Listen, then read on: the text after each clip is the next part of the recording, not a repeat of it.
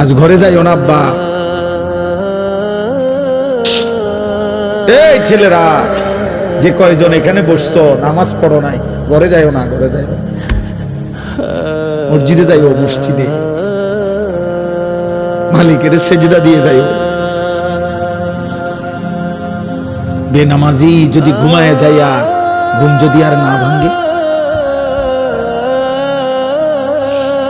রাত যদি আর ভোর না হয়,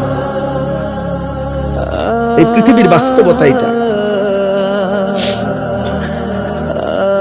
এজন্য আমি অনুরোধ করলাম, আল্লাহ বলেন বান্দা সব তো আমার প্রশংসা করবে না কেন?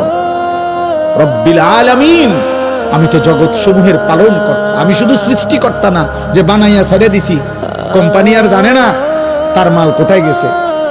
দুনিয়ার কোম্পানি তো এমন হয় যে কোম্পানি বানাইয়া ছেড়ে দিছে, বাজারজাত করে দিছে প্রোডাক্ট করে, এখন আর কোম্পানি জানে না তার মাল কোথায়। রব বলেন না, আমি এমন মালিক না, আমি রব।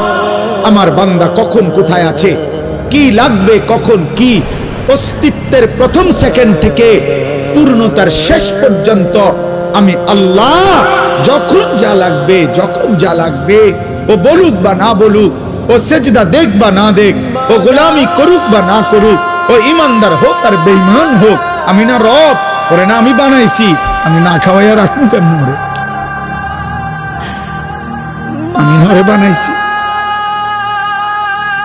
এই জন্য আমার বান্দা আমি সৃষ্টি করে ছেড়ে দেই নাই, আমি রব, আমি পালন কর্তা।